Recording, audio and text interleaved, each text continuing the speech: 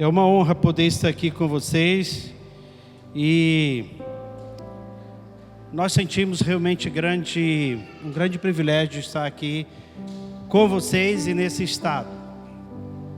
A nossa história também, a nossa vida também é uma história, dá para fazer um filme. Eu estava, acho que foi quarta-feira passada, que de vez em quando eu que faço almoço lá em casa. E aí, a minha esposa estava de boa na lagoa, lá numa rede, lá na varanda, a gente mora no 5º andar. E aí eu vi o avião, dependendo do vento, tem um momento que eles passam por cima do lado do nosso prédio. E o barulho é horrível. E aí eu percebi que era um avião grande, que ele vinha passando e eu corri para ver. E quando eu vi, ele já estava mais ou menos ali quase passando por cima daquele shopping Mestre Álvaro. E eu chamei a minha esposa para ver. Falei, amor, corre aqui, vem ver. A gente vê, toda hora o avião está pousando ali. Mas esse era diferente. Porque, gente, quando ele foi, que passou um pouquinho do Mestre Álvaro, acho que estava pegando a cabeceira da pista. Pastor, ele fez literalmente assim, ele estava assim, né? E fez assim, ó. Ele deu uma arremessada, que eu que estava em casa fiquei com medo. Ainda bem que foi para lá, né? Mas por que eu estou falando isso? Porque a nossa história foi mais ou menos assim. Nós saímos de Santarém para São Paulo, ficar 4 anos com o pastor Ebi em São Paulo. E de São Paulo o projeto era para a gente ir para Porto Alegre. E Deus fez conosco mais ou menos o que aconteceu com esse avião. Quando nós estávamos quase pousando em Porto Alegre, Deus arremete a gente para o estado do Espírito Santo. E a gente acredita plenamente, não somente eu, minha esposa, mas toda a equipe que está com a gente, que realmente foi plano de Deus, plano de Deus. Não é que Porto Alegre não é bênção. Eu cheguei a levar a equipe lá, mês de junho, peguei um período mais frio da época para a galera sentir como era o clima, mas Deus aprove nos mandar para cá, porque esse estado, ele é profético e realmente ele é do Espírito Santo. Nem todos os brasileiros têm o privilégio que você tem, irmãos. Nem todos. Eu sou de uma cidade, o pastor falou, uma cidade, hoje tem 320 mil habitantes, mas é uma cidade muito abençoada, uma cidade que emana leite, mel e calor. De fato e de verdade, todo mundo está se convertendo para ir para o céu com medo de ir para o inferno, porque a gente fala assim, olha, o inferno é mais quente do que Santarém, então todo mundo se converte ali, mas uma grande bênção. Mas aqui no estado, nós nos sentimos assim, muito bem-vindo pelas pessoas que a gente já conhece. Pastor, eu tive o privilégio de conhecer pastor Evandro lá, nem lembro do que foi que eu profetizei, mas ele diz que foi uma profecia e está fazendo efeito. Eu até anotei um negócio aqui para não esquecer. Eu falei de uma vez que eu preguei, não sei no qual dos prédios mas foi num dos prédios. Eu falei assim, uma certa vez eu disse para Deus, Senhor, dai-me a fé de Abraão, a perseverança de Moisés, porque conduzir aquele povo no deserto não era fácil. A perseverança de Moisés, a obediência de Josué e a coragem do pastor Evandro.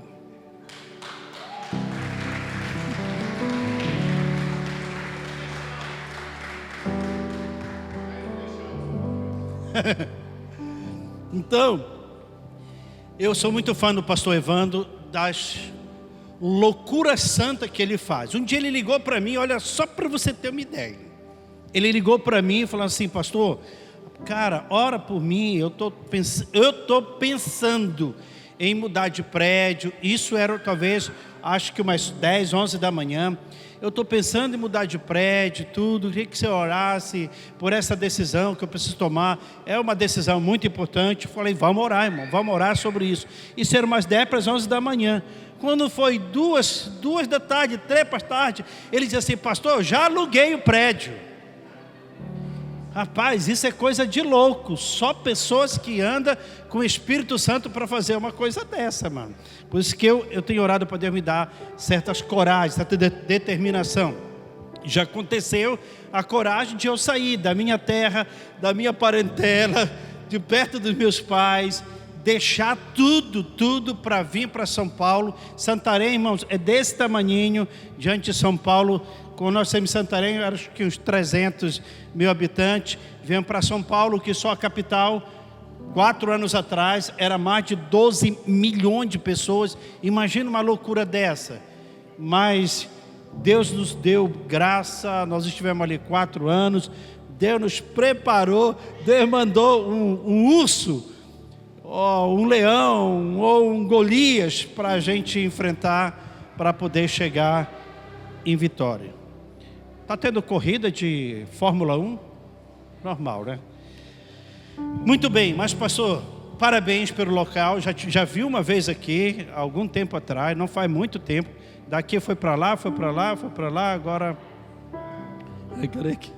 Mas parabéns, e realmente declaramos que logo vai estar com forro, já tem as coisas. E gostei do que você falou, Deus já deu, agora é a nossa parte, né? Gente, eu quero ser breve nisso que eu quero compartilhar, mas eu gostaria que você levasse isso em consideração, porque isso ajuda tanto uma pessoa, tanto no ministério, quanto na vida familiar, quanto na vida empresarial, quanto na vida ministerial, enfim, isso que eu quero compartilhar é um refúgio para quem quer viver e quer andar em Vitória. Aliás, vocês não vivem em Vitória, vocês moram em Vitória, né? Eu tenho esse privilégio agora. Então, eu quero trazer como tema para essa palavra: não deixe brecha. Não deixe brecha. O diabo, apesar de ele ser perverso, de ele ser mau, de ele ser tão mau que ele foi expulso do céu pela maldade dele, deixou o coração dele se inclinar para a maldade. Apesar de tudo isso, mas tem uma coisa, se a gente pudéssemos dizer que tem uma coisa boa que o diabo faz, é isso: o diabo, ele não trabalha fora da legalidade, ele age dentro da legalidade. Tem coisas que ele força, mas, por exemplo, nós temos um exemplo clássico, o exemplo de Jó. O próprio Jó diz assim: o mal que eu temia, isso me aconteceu. E o inimigo tentou por várias vezes atacar Jó, por várias vezes. Aí teve um momento que ele chegou diante de Deus, e Deus falou assim: você viu lá meu servo? E ele é isso, mostrando as qualidades de Jó. Ele falou: mas o Senhor deu tudo, deu riqueza, deu família, deu filho bonito, deu um grande patrimônio, o cara é famosíssimo lá, toca nos seus bens, para ver se ele não vai blasfemar. Então, Deus falou: você pode tocar, só não tira a vida. E você sabe a história. Diz a Bíblia, no capítulo 1, que Jó, ele era cercado por uma muralha chamada Sebe. Não é isso, pastor? Se eu estiver falando heresia, está sendo transmitido, irmão, tá? Não, né? Então, se for transmitir essa mensagem, você corta a heresia e deixa só ficar o que é verdadeiro. Então a Bíblia diz que Jó era cercado por uma muralha de Sebe, uma muralha chamada Sebe, uma proteção total. Sabe aquele negócio invisível que o inimigo queria, mas dava naquela parede invisível, naquela parede que não conseguia ver e não podia, mas ele ficou rodando. E a Bíblia diz no Novo Testamento que o diabo anda ao nosso derredor como leão, rugindo, miando, procurando alguém que ele possa devorar, que ele possa tragar, procurando, nem tanto alguém, procurando uma brecha que alguém possa dar, para que ele possa atingir. Então, em muitas áreas, o inimigo, ele ataca baseado na brecha, na legalidade que a gente dá. Vamos ler um texto aqui no livro de Números, capítulo 6. Número capítulo 6, livro de Números, capítulo 6, verso 1. até o verso 3, só 3 versículos. Fala assim, vocês já ouviram essa história. Tendo ouvido Sambalate, Tobias, Gesem, o arábio, o resto dos nossos inimigos, que eu tinha edificado o muro, e que nele já não havia brecha nenhuma, ainda que até esse tempo não tinha posto as portas nos portais. Sambalate e Gesem mandaram dizer-me: vem, encontra-nos nas aldeias, no vale de Ono. Porém, intentavam fazer-me o mal. Enviei-lhe mensageiro a dizer: estou fazendo grande obra, de modo que não poderei descer, porque cessaria a obra, enquanto eu deixasse e fosse ter convosco. Então, uma das coisas que o inimigo vai querer fazer na nossa vida é desfocar daquilo que é importante. O Neemias estava num outro país, porque foi levado como escravo, e de repente ele ouve acerca da sua nação que estava em ruína. Ele pediu a permissão do rei para que voltasse para sua terra natal, para reconstruir a cidade, reconstruir o muro, e ele achou graça diante do rei. O rei não somente permitiu, mas deu carta que ele pudesse passar por lugares que ele não poderia passar, sem que fosse autorizado por um superior. Isso é muito importante. Tem lugares que nós não podemos ir se o nosso superior não nos deu uma carta, não nos der aprovação para isso. A razão que nós viemos para cá foi porque Deus deu aprovação para a gente vir. E sabe, tudo estava certo para Porto Alegre, mas quando depois Deus manda uma carta dizendo: não é Porto Alegre, é o Estado do Espírito Santo, e foi uma bênção nossa chegada aqui. Então o inimigo sempre vai querer desfocar. Nossa vida, ela é muito importante para não aproveitar as oportunidades que Deus nos dá. E sabe, Salomão diz que são 3 coisas que não voltam mais: a palavra falada, a pedra lançada e a oportunidade perdida. Você lembra de alguma oportunidade que você teve, que se voltasse de novo aquela oportunidade, você agarraria com unhas e dentes, você seguraria com toda a firmeza, com toda a força, mas passou? Tem oportunidade, irmãos, que é igual a onda do mar. Se o cara que está ali, ele não aproveitar aquela onda, nunca mais ele pega, se foi. Então tem oportunidade que é assim, que Deus nos dá, coloca na nossa frente. Se a gente não aproveitar aquela oportunidade, ela vai embora, e depois só fica na nossa mente assim: por que eu não aproveitei aquilo? Por que eu não aproveitei aquilo? Tem uma carta, eu não sei se o pastor Evandro já leu aqui essa carta. Eu vou procurar onde está, vou passar para você. Se você não leu, você vai ler aqui. Mas é uma carta que fala assim: se eu soubesse que hoje era o último dia. Quem já leu essa carta? Quem já ouviu? Tem uma pessoa lá atrás, só tem 2. Tem mais alguém? Tem 3, então 4. Pastor, então para esses 4 você não fala, que já sabe, né? Se eu soubesse que hoje é o último dia, nem vou falar o que é, para você entender. Quando você ouvir o pastor falar sobre essa carta, você vai falar: tem muito sentido naquilo que o pastor estava compartilhando. Porque essa pessoa não fez, provavelmente, o que ela deveria fazer. A única coisa que ela tem em memória é quando ela anda ali naquela rua, 30 de maio, amor, que vai para Congonhas. É quando ela vai para Congonhas, e quando ela chega ali na cabeceira da pista de Congonhas, ela vê do lado direito, do lado esquerdo é a cabeceira da pista de Congonhas, mas do lado direito tem um terreno desocupado, que tem uns portes, acho que é de madeira, e nesses portes estão a placa do nome de cada pessoa que estava naquele voo, que bateu naquele prédio, que colidiu naquele prédio. Então, aqui o Neemias, eu falei Jeremias, né? Não, aqui o Neemias, ele tem uma grande oportunidade, mas junto com a oportunidade, ele tem grandes desafios. Grande desafio.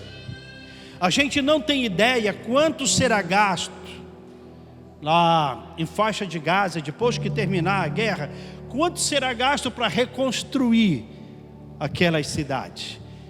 Então Neemias, ele talvez não tinha ideia do quanto ele ia precisar para restaurar não somente a cidade, mas restaurar algo que para ele, nesse sentido, era mais importante do que a cidade, ou é mais importante do que a cidade, que seria os muros. O Salmo 100, aquele salmo que fala assim, Salmo 127, se o Senhor não edificar a casa, se o Senhor não edificar a casa, em vão trabalhos que edificam. Se o Senhor não guardar a cidade, em vão vigia as sentinelas. Não adianta nós termos fama, sermos conhecidos, se a nossa vida não é guardada. Não adianta ter uma cidade bonita, não adianta ter um nome bonito, ter um nome conhecido, ter um nome famoso. Não adianta ser alguém que o mundo aplaude, mas se a vida da pessoa não tem um muro de proteção, ela corre um risco muito grande de ser atingida por Satanás. E foi o que aconteceu com o povo de Neemias. E ele vai para construir, ele volta para a sua terra. E quando ele volta para a sua terra, que ele começa a construir, depois de ter recebido por parte do rei, recebido apoio para passar por lugares, por terras que ele não poderia passar, mas agora com a carta ele pode passar. Ele recebe apoio do rei com madeiras e tantas outras coisas que eles precisavam construir. E quando ele chega ali e vê o muro em ruínas, sabe, ele não vai logo construindo. A Bíblia diz que de noite, quando todo mundo estava tranquilo, ele sai e começa a rodear a cidade para ver o estrago, ou talvez ver o grande prejuízo que tinha e como eles iam fazer. E ele volta e ele começa a calcular: nós vamos precisar de muita madeira, precisar de massa, precisar de bloco, de pedra, sabe lá o que mais.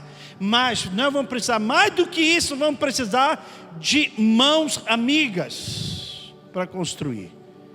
Então ele chama o seu povo e ele começa a delegar por família. Você vai construir o muro daqui até ali. Você vai construir outra família, você constrói dali até ali. Outra família, você constrói daqui até ali. A fim de que nós possamos construir esse muro, toda a família tem que estar envolvida, tem que participar. Por duas razões: primeiro, porque é família; segundo, porque era uma obra muito importante. Não era apenas uma grande obra, mas era uma obra muito importante. E eles precisavam fechar a brecha por onde o inimigo tinha que entrar, ou poderia entrar. Vocês estão diante de uma grande obra, e eu não estou falando dessa obra fisicamente. Isso aqui é importante. Vocês têm materiais, vocês têm as centrais de ar, tantas outras coisas que precisa. Isso é muito importante. Mas vocês estão construindo uma obra que é a obra mais importante. Paulo disse que aquele que aspira a essa obra, que aspira a liderança, o episcopado, excelente obra almeja. Irmão, fazer a obra de Deus é muito mais importante do que ser presidente, rei de qualquer nação. Construir algo para Deus é a coisa mais importante que tem. Ganhar almas para Jesus é a coisa mais importante. A obra que estamos construindo, ela é de um valor incomparável. E tudo aquilo que é de valor incomparável, que tem muito valor para Deus e tem valor para nós, o diabo não vai querer deixar de graça. Escute o que eu estou lhe falando. Quando o Sambalate, sua cambada, aqui não usa essa expressão cambada. Você sabe o que é cambada? Eu não sei se é o mesmo sentido nosso lá. Mas quando Sanbalate e a sua gangue descobre que existe um projeto para construir um muro, e aquele muro era muito importante para o povo hebreu, então eles começam a usar de todas as artimanhas para tentar desfocar. Eles chegam até convidar, mandar um recado para que Neemias venha bater papo com eles. Vamos tomar um café junto, vamos assistir um filme, vamos ter um tempinho aqui, fazendo um joguinho, coisa assim, tentando desfocar Neemias daquilo que era muito importante. É o que hoje está acontecendo. Satanás tem desfocado. Nós temos uma obra, vou repetir, nós temos uma obra muito importante, de um valor incomparável, e o inimigo vai querer nos desfocar disso, vai querer nos levar a fazer coisas que podem nos distrair, enquanto o muro está em ruína. Eu vou te dar uma das coisas que o diabo tem oferecido, que para muitos pode não ser pecado, e eu creio que isso não é pecado, isso é uma grande ferramenta. Quantos usam celular? Quem tem celular? Levante aí seu celular. Quantos usam celular? Obviamente, se você tem, porque você usa, né? Mas eu tenho uma pergunta maravilhosa para fazer para mim e para você. Para que você usa seu celular? Pastor, eu uso meu celular para um monte de coisa, para o meu trabalho, fico falando com meus amigos, glória a Deus. Mas no seu celular tem uma Bíblia? E quanto tempo você tem usando essa Bíblia? Quanto tempo você tira com Deus? O seu TSD, tempo sozinho com Deus. Quanto tempo você tira durante o dia com Deus? E quanto tempo você tira no Instagram, no Face, no WhatsApp, no Twitter? E agora é tanta sigla que a gente fica, parece que até fica falando em línguas estranhas. O diabo tem desfocado. Tem coisas mais importantes. Eu não estou dizendo, irmão, que a gente não pode ter um tempo para olhar, para responder mensagem, mas tem pessoas que vai dormir de madrugada olhando, assistindo série, respondendo mensagem, enfim, tantas coisas são importantes, pode ser importante, mas entre isso e Deus, o que é mais importante? Quando ele recebe o convite, ele fala assim: eu não posso ir, não tenho tempo para isso, estou fazendo uma grande obra. Quando o inimigo te convidar para desfocar, use essa resposta aqui: não posso ir, estou muitíssimo ocupado, estou fazendo uma grande obra. Que obra eu estou fazendo? Eu estou evangelizando, estou ganhando pessoas para Jesus, eu estou discipulando, eu estou ajudando a construir um prédio para nós termos milhares e milhares de pessoas, eu estou ajudando o meu pastor a pastorear a igreja, eu estou construindo uma grande obra, eu estou cuidando dos meus funcionários. Eu não vou perder tempo com isso. Então, o pastor Lucas dizia uma frase muito interessante. Ele falava assim: eu nunca pedi uma vida fácil para Deus, eu sempre pedi uma vida que vale a pena viver. Eu nunca pedi uma vida fácil.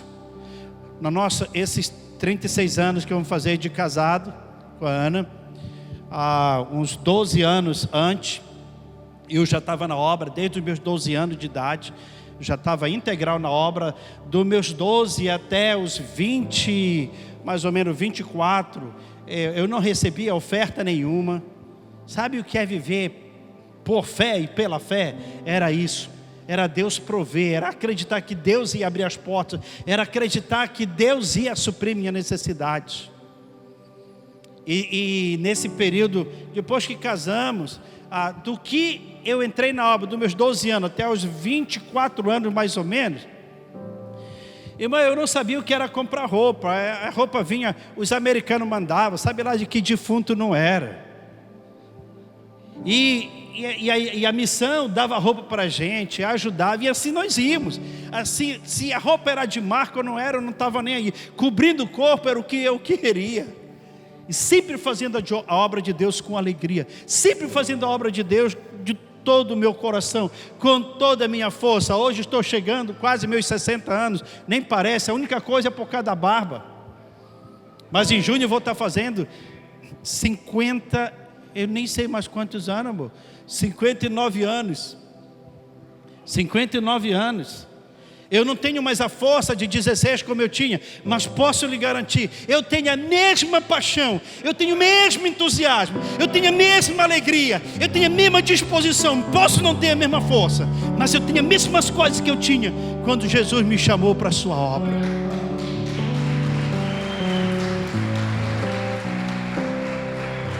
Sabe por quê? Porque eu estou fazendo uma grande obra, que o seu valor é incomparável. É incomparável. Como o Lucas dizia, eu não pedi uma vida fácil, eu pedi uma vida que vale a pena viver. E a vida que nós temos levado como minha esposa é uma vida que vale a pena viver. E nós vamos e estamos vivendo para isso.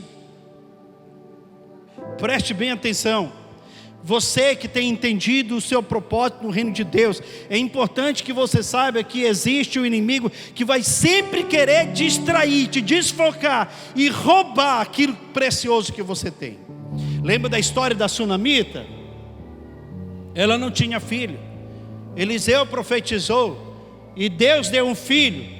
E quando ele já está um rapazinho, já ajudava seu pai no trabalho, o menino sente uma dor de cabeça lá no trabalho com seu pai, e o pai manda um servo levar para sua mãe, e a Bíblia diz que lá aquele garoto ficou sentado na perna da sua mãe até meio-dia e morreu.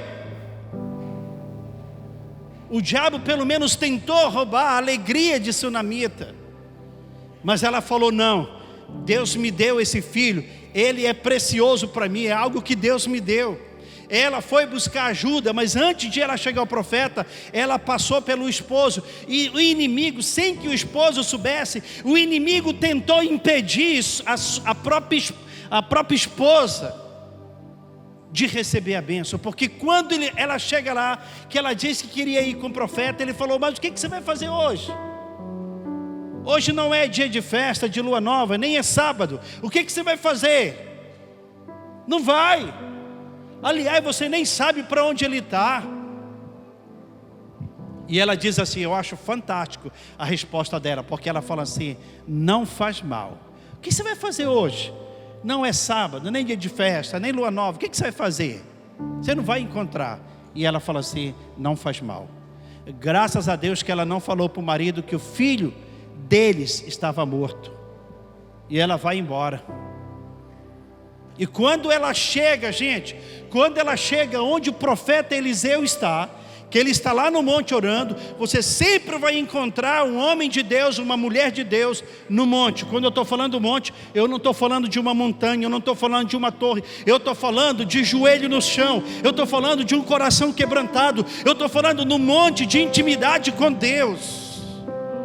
E quando ela chega lá, de longe o profeta olha e vê aquela mulher vindo, montada num jumentinho, e um servo puxando. Agora imagina, pastor, para uma pessoa que morreu, para o seu filho que está morto, quantas horas está lá na cama do profeta? Imagina ela buscar ajuda. Não era uma Ferrari, não era um helicóptero, era um jumentinho.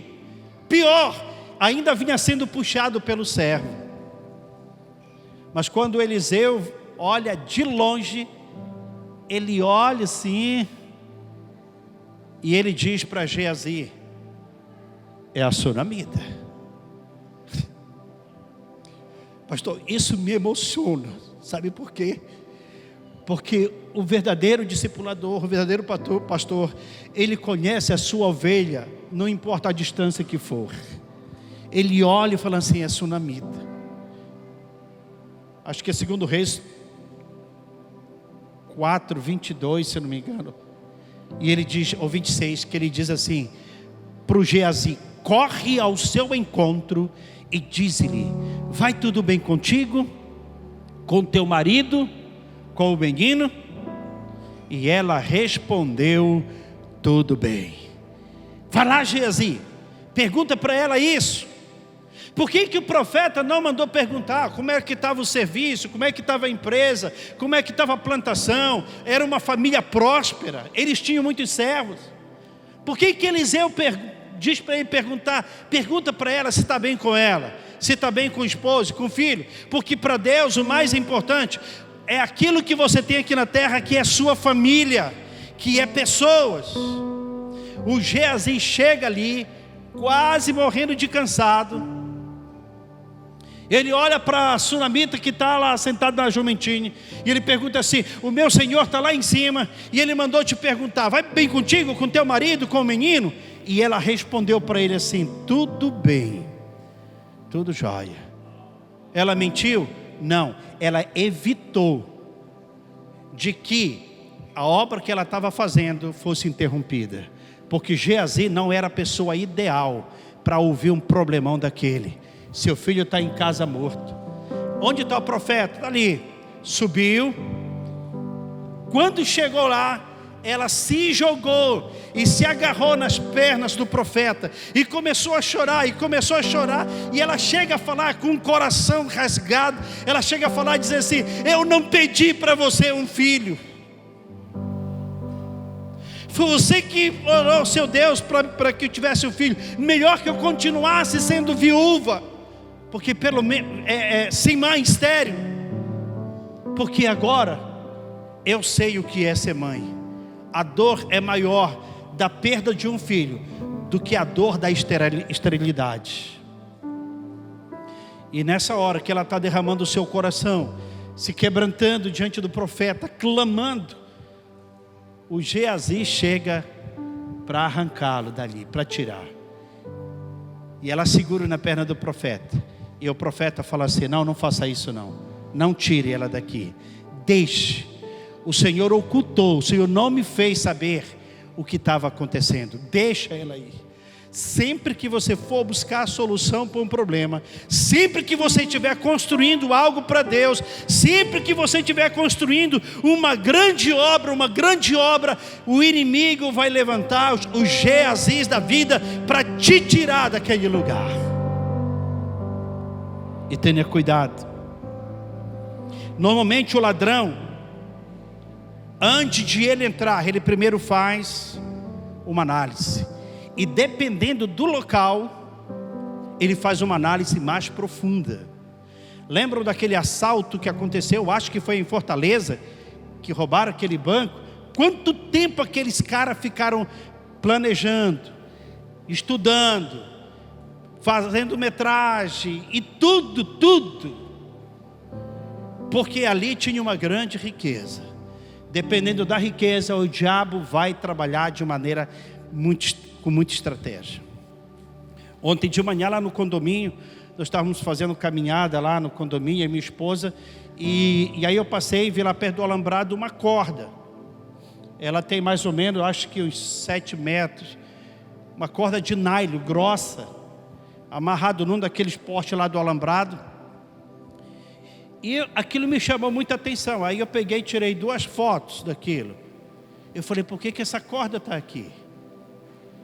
Então agora de manhã não fui lá na ADM, mas agora de manhã, quando eu saí, quando eu entrei de novo no condomínio, aí tinha um dos segurança lá, e eu falei: amigo, vem cá, deixa eu te mostrar aqui essa foto. Eu mostrei a foto para ele e falei assim: cara, isso me preocupa.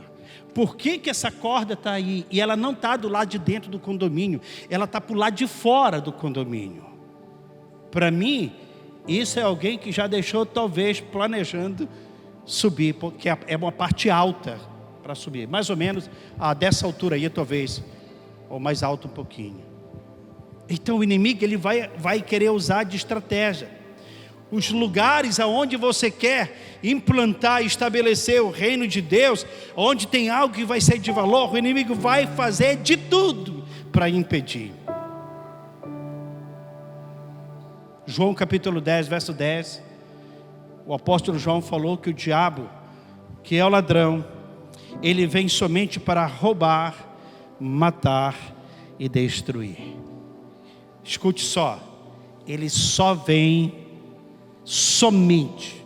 O versículo está muito claro. O ladrão vem somente para fazer essas coisas, para matar, para roubar, para destruir. Então, olhe as brechas. Se porventura o muro está pronto, está fechadinho, vida com Deus está legal, está bem, você está tendo paz. Romanos capítulo 5, verso 1 diz assim: justificado, pois, mediante a fé, temos paz com Deus.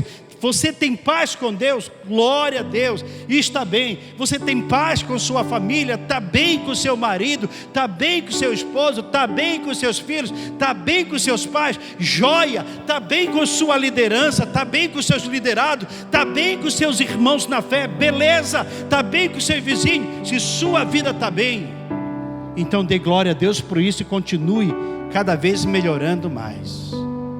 Mas se tem alguma brecha, feche, não deixe a brecha aberta. E sabe, o inimigo ficou rodando a vida de Jó por muito tempo. E o próprio Jó, lá para o final do livro, ele declara, ele diz assim: o mal que eu temia, isso me aconteceu. O mal que eu temia. Então nós não queremos deixar essa brecha para o inimigo nos atacar. O diabo, ele vem para isso, para roubar.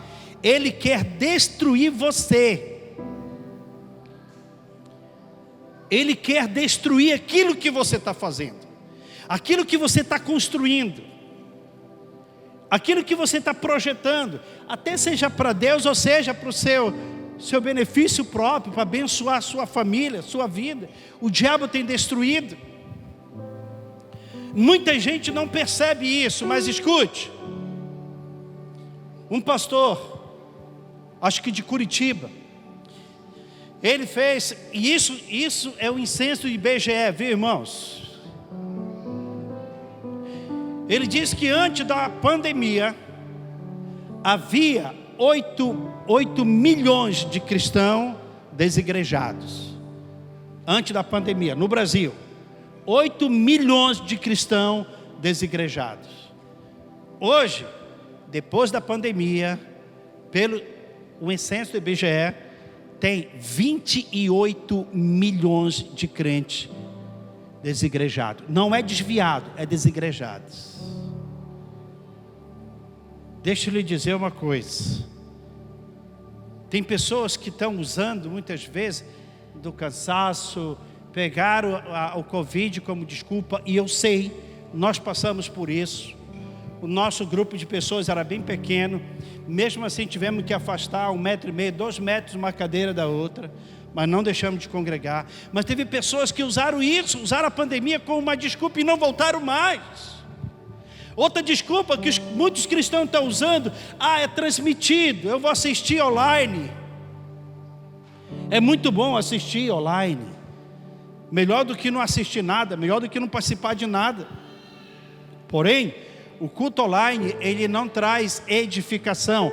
O culto online, ele não cria relacionamento. O culto online não cria vínculo. Igreja é família, nós temos que estar juntos.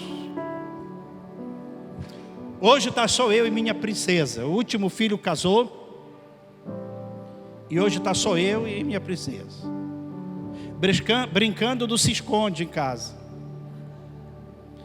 Mas quase toda semana a gente tem uma comunhão com a nossa família. Chamamos os genros, as nossas filhas, os netos, nosso filho, nossa nora, e nós temos um tempo junto, comemos juntos, brincamos juntos. Isso é família. A gente não pode deixar de congregar. O diabo quer roubar. A Bíblia nos fala em João 15:16 que não foi você que escolheu seguir, não foi você que escolheu a fazer essa obra. Você foi chamado, convocado por Deus, separado por Deus para tal coisa. Por isso, valorize e aproveite isso que você está fazendo. Se você não está fazendo uma grande obra para Deus, você precisa ver o que você está fazendo. Se você está fazendo grande obra para Deus, então precisa de informar ao inimigo que você está construindo. Quando o Sambalate manda o recado para Neemias: vem cá, vamos comer uma pizza, vamos fazer aqui um churrasco. Ele falou: não, eu estou muito ocupado. Eu estou muito ocupado. Sabe por que muitos crentes não se... Já viu aquela frase que pessoas dizem: a Bíblia diz que a mente desocupada é a oficina do demônio? A Bíblia não diz nada disso, irmãos. Mas se isso fosse um versículo, que versículo seria? Maravilhoso.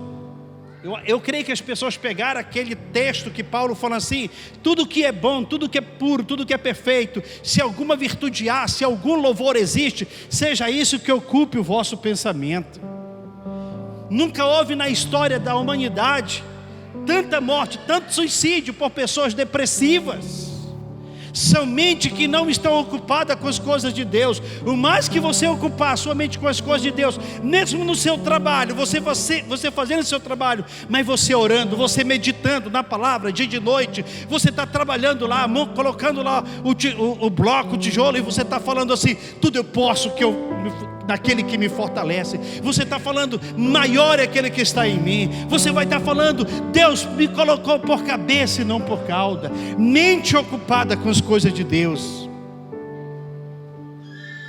Se a nossa mente ficar vazia, o inimigo vai nos distrair, poderá nos levar para algum banquete e depois dar o bote. Uma certa vez um pastor nosso trouxe uma mensagem com um tema que, quando ele deu o tema lá na igreja, isso foi lá em Santarém,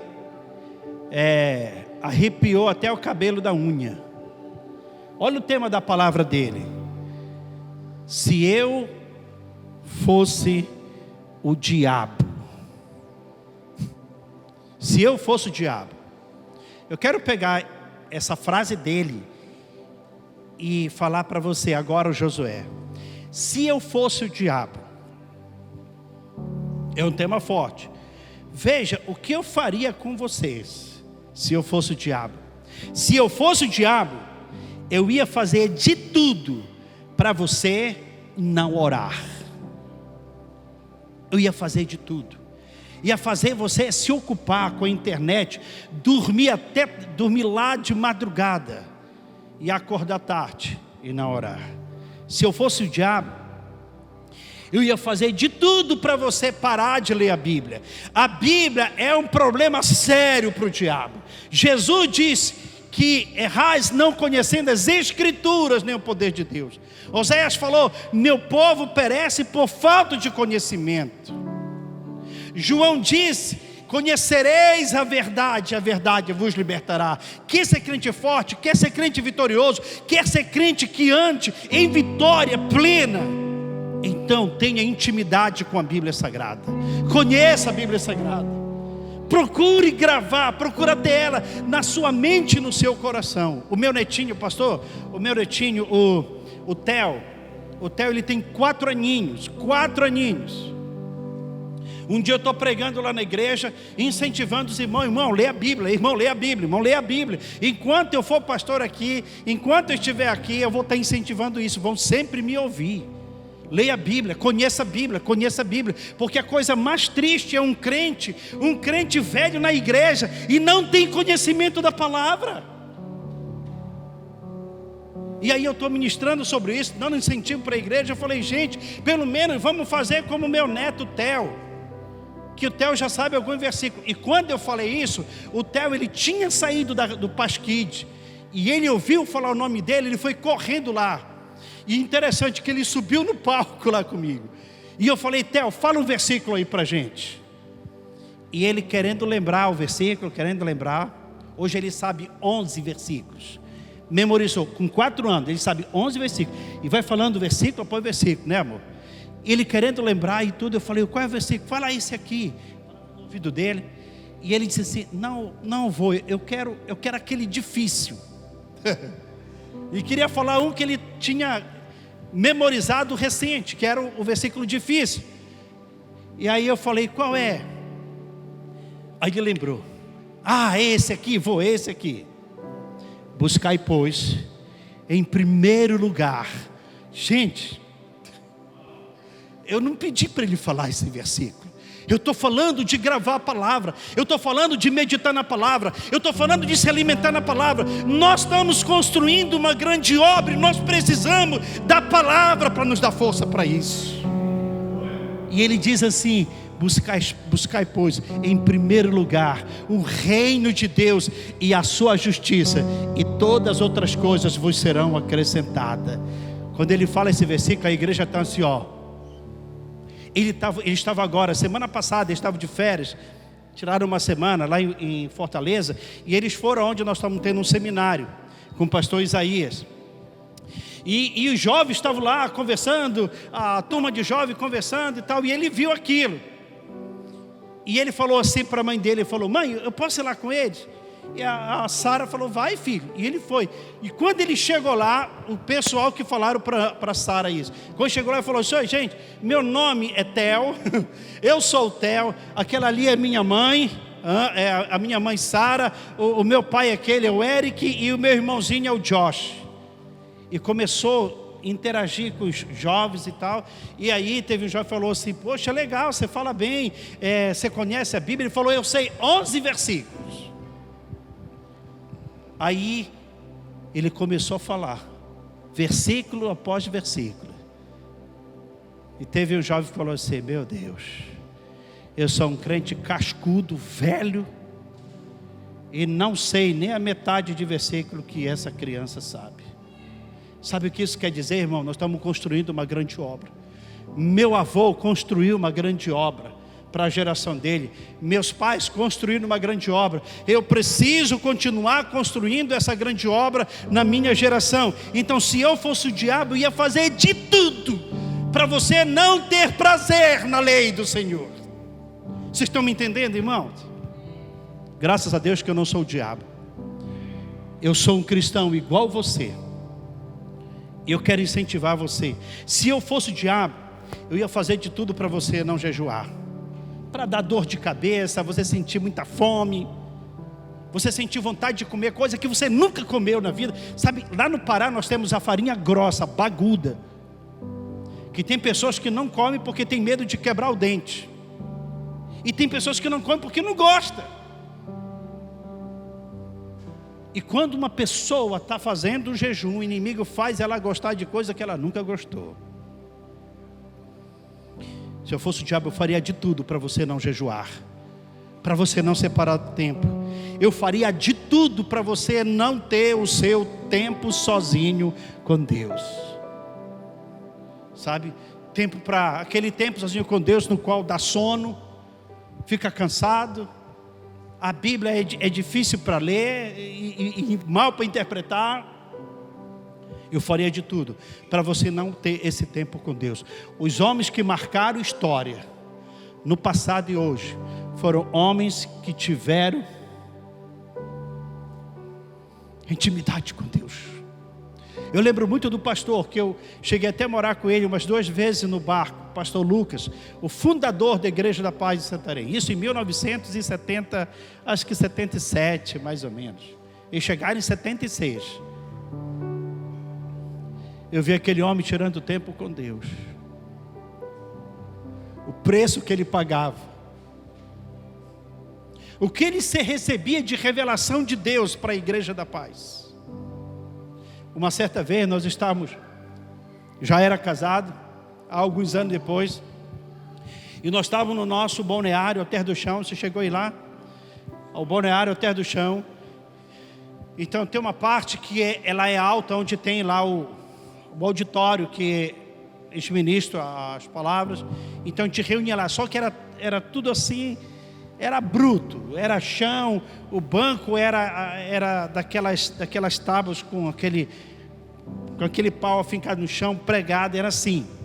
E ele estava ministrando, o pastor Lucas estava ministrando, e ele falava assim para a gente, basicamente, de recurso financeiro não tinha quase nada, mas ele falava assim para a gente: um dia nós vamos ter uma grande frota de barcos, para invadir o ribeirinho da bacia amazônica e fundar muitas igrejas. Hoje a nossa frota de barco é muito maior do que a frota da marinha do lado do oeste do Pará. Nós temos, acho que talvez hoje, mais de 100 barcos. Temos até barco hospital. Ele falava assim: nós vamos ter aviões para fazer supervisão nas bases, vai ser mais rápido. Nós vamos ter muito carros. E nós vamos ter milhares e milhares de obreiros. Mas tudo isso ele recebeu no seu tempo sozinho com Deus. Não deixe de tirar seu tempo com Deus. Sexta-feira, no nosso Power Night lá na igreja, eu pedi para um irmão compartilhar uma palavra. E na palavra que ele compartilhou, uma palavra bem curta, e ele falou um negócio, dando um testemunho dele. Ele falou que uns 2 dias atrás, eles foram para uma cidade aqui e fizeram um tour aí em várias cidades, visitando, supervisionando o trabalho deles. E ele falou que uma noite eles chegaram no hotel, ele e o amigo dele, o sócio dele, e ele falou que eles ficaram lá olhando no Instagram. Eles ficaram mais de 2 horas olhando o Instagram, mais de 2 horas. E não era coisa que era pecado, tá? Não era alguma coisa de pecado que estava olhando, simplesmente olhando. E depois eles pararam de olhar, porque no outro dia cedo tinha que levantar. Então eles oraram para dormir. Senhor, abençoe essa noite. Sabe, uma oração talvez de 2, 3 minutos, e dormiram. No dia seguinte, se levantou: Senhor, abençoe o nosso dia, abençoe o nosso trabalho. E partiu para o café e para o trabalho. Você está entendendo, irmão? Porque hoje nós temos muitos crentes que estão desigrejados, que estão desanimados, que estão desviados por falta da vida de Deus. Outra coisa, se eu fosse o diabo, eu faria de tudo para você não ter intimidade com Deus. Eu sugiro para você, entra no site da Paz São Paulo, descobre o jeito, mas consegue um livro. O Benny Hinn tem aquele livro, Bom Dia Espírito Santo. Quantos já leram aquele livro? Fantástico, né? Mas tem um livro muito bom, o livro do pastor Abe, Meu Amigo Espírito Santo. Se você passar a ter intimidade com Deus, não vou ter mais luta, pastor? Não, aí que você vai ter mais luta. Mas a diferença vai ser o seguinte: você vai ter paz em meio à luta, porque você sabe quem está com você. Também, se eu fosse o diabo, eu faria de tudo para você ser infiel no culto de celebração, para você não vir. Afinal, um exemplo: no domingo à noite vai jogar o seu time contra outro time aqui no estádio, e você quer estar participando desse jogo, então não venha para o culto. O culto é uma coisa muito chata, é só esse tempo aqui. Se eu fosse o diabo, eu faria tudo isso para te tirar desse relacionamento de família. Se eu fosse o diabo, eu faria de tudo para você não participar de vigília. A gente chama Power Night, de vigília, de oração. Não congregar fielmente, não ir às reuniões da igreja, não ser responsável com a mínima obrigação que você tem a fazer como cristão. Faria de tudo para você não evangelizar ninguém. Já basta, você estar salvo, então fique tranquilo, você vai para o céu. Faria de tudo para você não ganhar uma pessoa para Jesus. Faria de tudo para você não pastorear e nem discipular ninguém. E muitas outras coisas que eu poderia falar. Se eu fosse o diabo, eu ia trabalhar em cima disso, para desfocar você, para tirar você do propósito de Deus. Por falar nisso, de ganhar pessoas para Jesus, quando a gente faz o EDD, eu dou um exemplo. Tem alguns irmãos que acho que fizeram EDD com a gente, não tem? Aqui, tem alguém daqui que foi lá fazer o EDD com a gente? E eu dou um exemplo.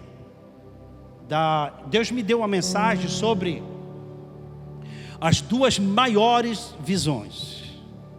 As 2 maiores. E vou falar da menos importante, mas ela é também uma das maiores. A visão Coca-Cola. Já ouviu falar sobre a visão Coca-Cola? A Coca-Cola é interessante, né? Eu lembro que quando surgiu aquele comentário de que a Coca-Cola era feita, que era feito disso, isso, aquilo, outro e tal, e alguns deixaram de tomar Coca-Cola, mas outros nem ligaram para isso. Aí acharam rato, acharam barata, acharam até rinoceronte dentro da garrafa de Coca-Cola. E eu peguei e falei, eu vou fazer uma pesquisa sobre a Coca-Cola. E eu fiz uma pesquisa.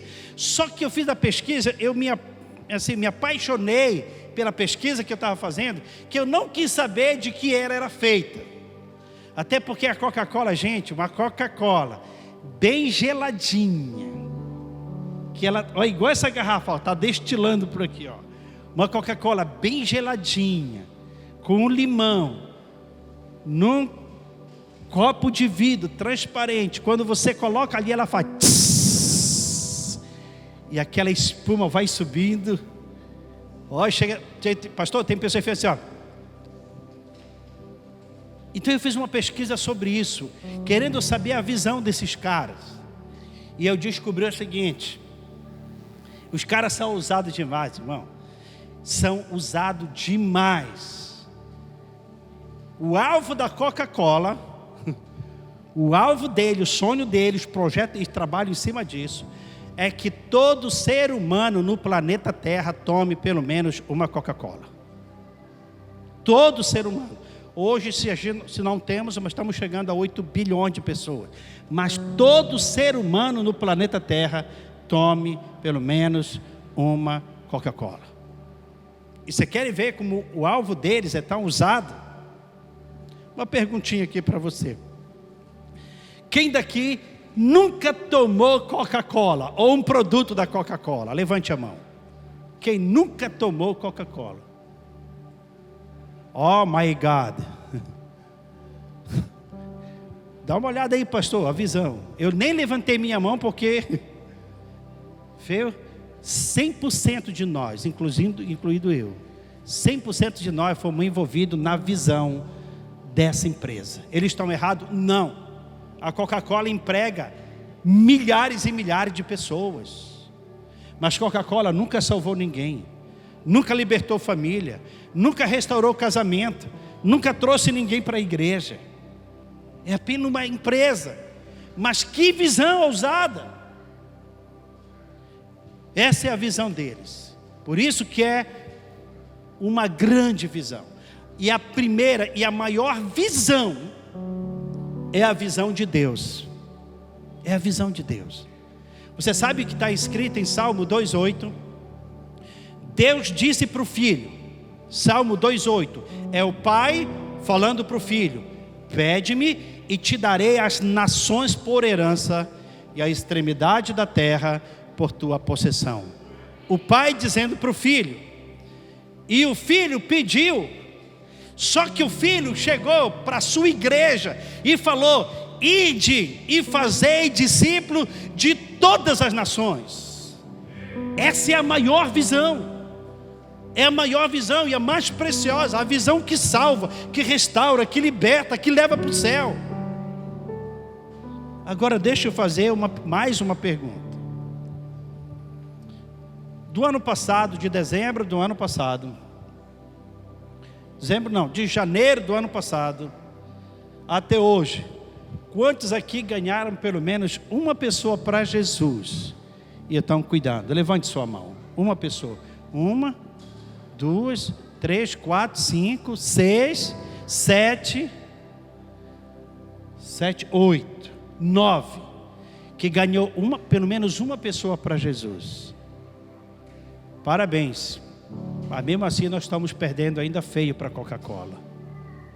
Então, queridos, nós estamos fazendo uma grande obra. E para encerrar, pastor, como que eu posso fechar essas brechas? Quero encerrar com isso aqui.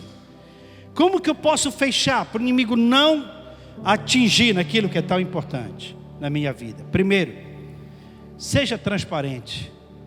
Seja um homem e uma mulher de vidro. A Bíblia diz em Tiago 5,16: confessai, pois, os vossos pecados uns aos outros, e orai um pelos outros para serem curados.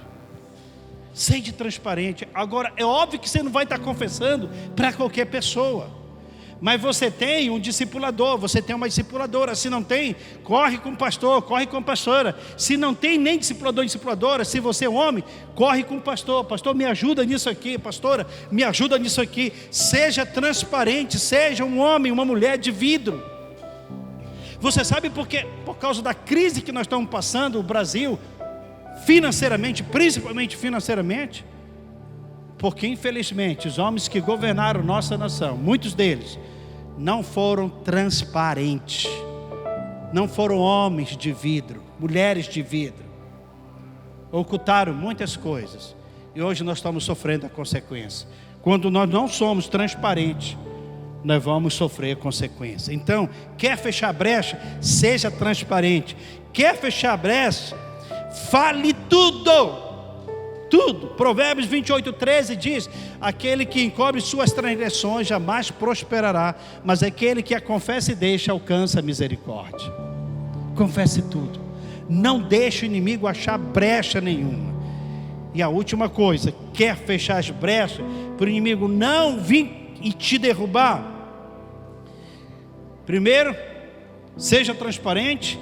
Segundo, confesse tudo. E terceiro, confesse rapidamente.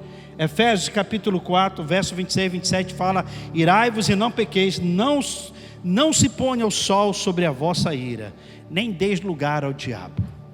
Não deixe o sol se pôr, não deixe passar. Corra. Satanás tem tirado vida de pessoas, Satanás tem destruído ministérios, Satanás tem destruído pessoas tão preciosas na igreja, pessoas que estavam fazendo obras excelentes, mas porque não eram transparentes, porque não vigiaram, e por causa que o convite que Sambalat e Tobias fizeram falou muito forte aos seus ouvidos, e eles caíram. Eu creio que Deus tem confiado nas suas mãos algo grande e excelente. Deus tem confiado na sua vida algo poderoso para impactar não somente a cidade, mas até a nossa nação, até os confins da terra. Mas nós precisamos entender que assim como Neemias, que decidiu não aceitar aquele convite, tem coisas que nós não devemos aceitar, porque nós estamos construindo algo que agrada o coração de Deus. Amém? Vamos ficar em pé, chamar o pastor Evandro.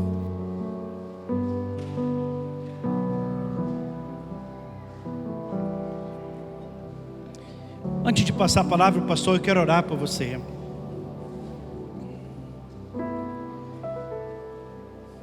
Eu creio, queridos, que Deus está levantando grandes homens e mulheres aqui para liderar grandes ministérios, para influenciar pessoas aqui nesta cidade. Eu sei que Deus pode fazer infinitamente mais do que você pode pensar ou do que você pode imaginar. Não sei, de repente tem alguém que já pensou de entregar aquilo que Deus confiou nas suas mãos. Mas não desista. O muro está em ruínas. Deus te chamou para reconstruir. Não tem tantas pessoas. Confie que Deus vai levantar aqueles que estão ao seu lado. Eu quero orar com você, Pai. Eu oro agora, Senhor, por essas pessoas, pela tua igreja. Obrigado, Senhor, por esse projeto. E a tua palavra diz que o Senhor é poderoso para fazer infinitamente mais do que tudo quanto pedimos ou pensamos, conforme o seu poder que opera em nós. Eu oro por esse irmão, por essa irmã, que talvez já pensou, Senhor, em desistir, não de te seguir, mas desistir de continuar fazendo aquilo que o Senhor chamou para fazer. Traga agora, Senhor, na vida dele uma injeção de ânimo, de renovo, Senhor. que ela possa sair daqui renovado, animado, e sabendo, Deus, que o Senhor está colocando em suas mãos uma grande obra, e que não vai perder tempo com as coisas inúteis deste mundo. Eu abençoo, Senhor, o ministério dessa pessoa, eu abençoo a vida dela, a sua família, eu abençoo suas finanças, Senhor, e eu declaro sucesso ministerial, Senhor. Também eu oro, Deus, para que cada um tenha uma intimidade profunda com o Senhor, e que o Senhor possa se revelar como Deus de Abraão, de Isaac e de Jacó, como aquele Deus que chamou e capacitou para fazer coisas sobrenatural, em o nome de Jesus. Amém, Senhor. Amém.